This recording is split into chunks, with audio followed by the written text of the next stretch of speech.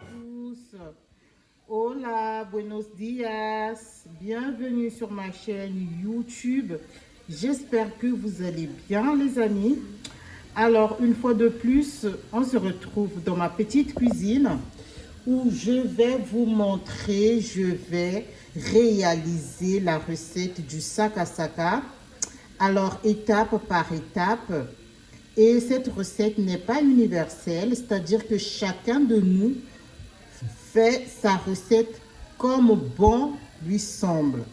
Alors, pour aujourd'hui, je vais commencer par la toute première étape, qui est celle de vous montrer les ingrédients que je vais utiliser. Donc, pour un premier temps, je vous présente mes sakas. Ça peut être le saka d'une autre marque. Donc, ne tenez pas en compte la marque. C'est juste, je vous montre que c'est du sakasaka. Le sakasaka, c'est les feuilles du manioc. Voilà, en Afrique centrale, on en mange beaucoup.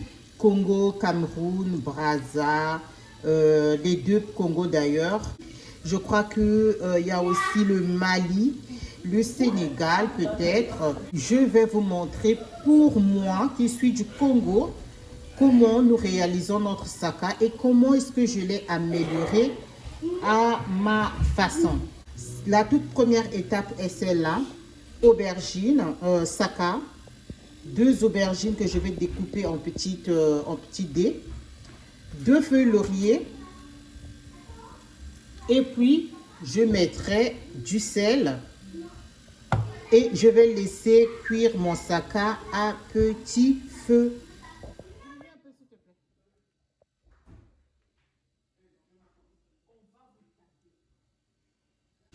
Puis je vais saler.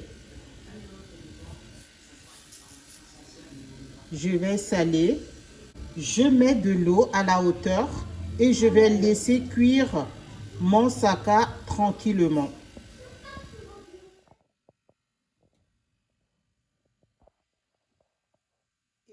Donc mon saka est cuit, c'est-à-dire prêt à recevoir d'autres ingrédients. Donc une fois que le saka a bien été, la toute première partie, c'est d'abord laisser le saka cuire avant d'additionner autre chose. Pour ceux qui n'aiment pas manger des aubergines ou bien il y a des enfants qui peuvent avoir horreur de mâcher les aubergines par rapport à la texture, je vous conseillerais de les mixer, donc de mettre les aubergines à part, de les blanchir et les mixer. Une fois mixés, vous les additionnez dans votre saka. J'ai découpé 3 oignons rouges. Alors, l'oignon rouge, c'est bon pour la santé, c'est bon pour toutes les personnes qui ont des problèmes, par exemple, de cholestérol, les problèmes cardiovasculaires, donc les problèmes cardiaques, donc du cœur, la tension. Elle est très bonne, elle a des bonnes propriétés par rapport à l'oignon blanc, mais cela ne signifie pas que si vous n'avez pas de l'oignon blanc, vous ne pouvez pas utiliser l'oignon. Évidemment, vous devrez et vous avez le droit d'utiliser l'oignon que vous avez. Eh bien, je vous parle quand même de propriétés nutritionnelles, de santé pour l'oignon rouge. Si vous avez par exemple l'oignon blanc et l'oignon rouge, vous pouvez faire 2 oignons rouges et un oignon blanc. Vous les mélangez pour donner aussi un peu de goût, voilà. Donc moi j'ai coupé 3 oignons rouges, du poireau, voilà, ça c'est du poireau découpé déjà surgelé que j'achète déjà prêt à consommer. J'ai du poivron, trio de poivrons vert, jaune, rouge. Et ces 3 ingrédients, je vais les mixer.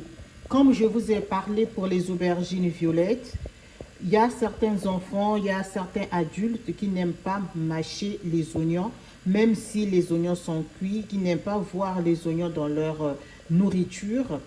Donc, pour que cela passe bien, parce que c'est bon pour la santé, c'est bon pour la digestion, c'est nettement mieux de les mixer. Une fois que vous les avez mixés, en fait, ça ne sera pas haché, genre comme de la bouillie, mais vous allez les mixer pour que ça devienne indétectable ou carrément consommable, même si ça ne va pas leur gêner à mâcher, surtout pour les enfants, même il y a certains adultes.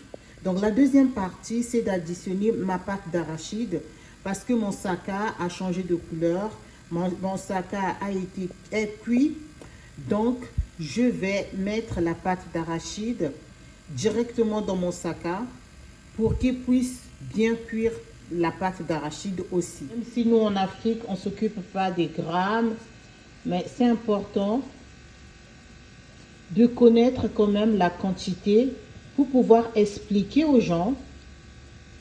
Voilà, pour pouvoir expliquer. Donc, c'est 500 grammes de pâte d'arachide. Et j'ai pas mis tout par rapport à la quantité aussi de mon saka.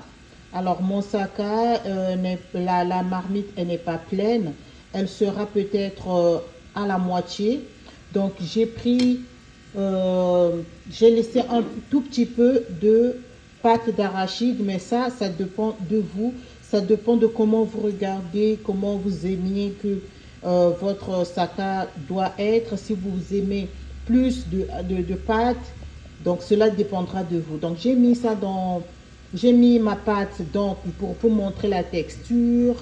Voilà, elle n'est pas très, elle est homogène, la texture. Donc, ça ne va pas gêner en fait quand on va mettre dans mon saka. Ça ne va pas donner beaucoup de grumeaux.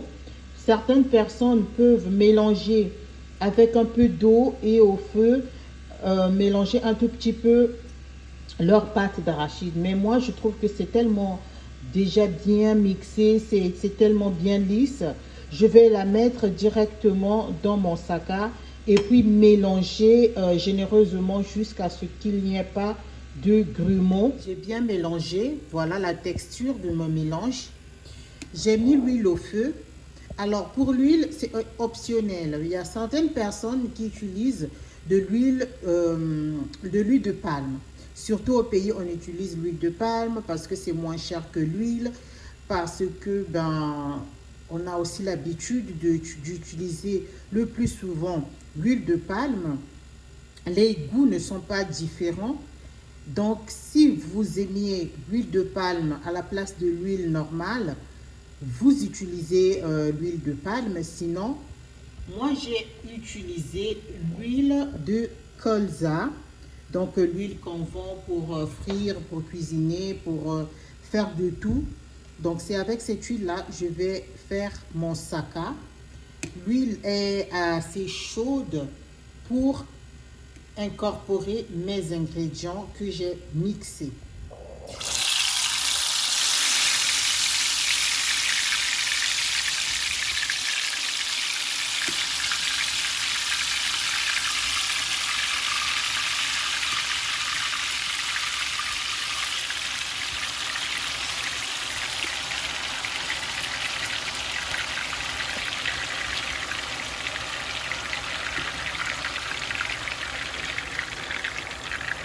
On va laisser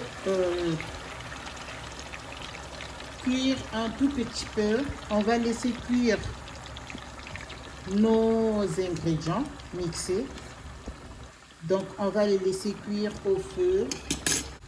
En même temps, on va rajouter d'autres ingrédients. En dehors de ça, c'est la base. Pour rehausser encore un peu le goût, on va assaisonner avec du gingembre,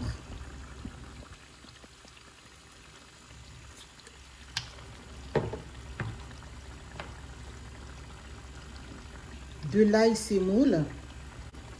On va ajouter un peu d'ail écrasé.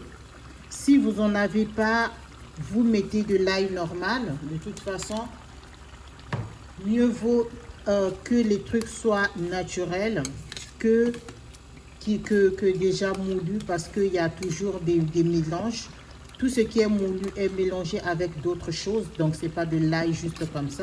Ils ont mélangé ça peut-être avec du sel, avec d'autres choses. Mais le principal, c'est de mettre quelque chose qui vous plaît. Donc, j'ai mis de l'ail semoule, de la muscade, du cumin, et puis 2 petits dés comme ça de cubes or. Ça va remplacer, j'avais déjà mis un tout petit peu de sel dans mon saka, donc je n'aurai pas besoin de rajouter du sel. Et donc les 2 petits cubes comme ça vont faire l'affaire. Toujours contrôler l'apport du sel dans nos nourritures. La plupart des nourritures africaines, on met beaucoup de sel. On pense que c'est le sel qui va rendre le goût dans la nourriture ou que la nourriture sera mieux acceptée, sera mieux digérée par rapport au sel qui est en excès, alors que le sel, c'est pas bon pour la santé. Donc, il faut savoir proportionner les sels. Quand on met un peu, on peut mettre un tout petit peu de sel et un peu de cube, ou bien mettre le sel, ne plus rajouter du cube parce qu'il y a du sel.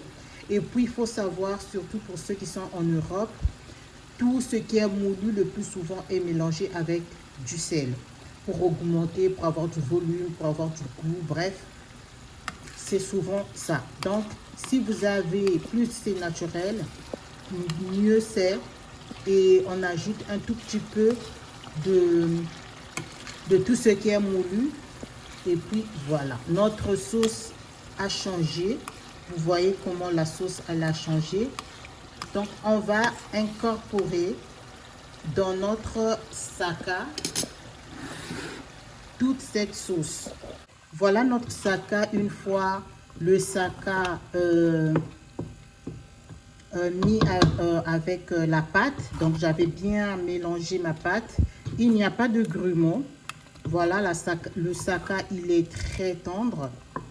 On va maintenant incorporer notre sauce. C'est presque la phase finale. Voilà, on a incorporé la sauce.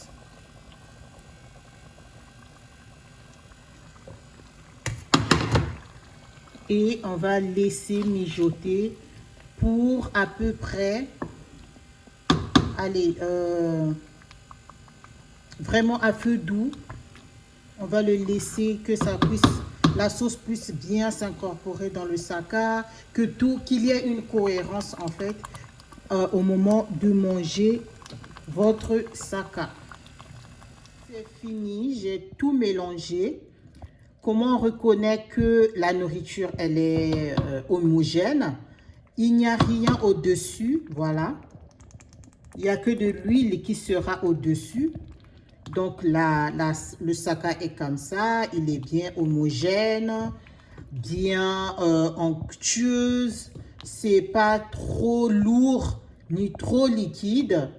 Donc on peut manger avec du pain, du riz, du manioc, de la semoule, des bananes plantains. Ah, merci beaucoup. Si vous n'êtes pas encore abonné sur la chaîne, les amis, abonnez-vous, likez, commentez.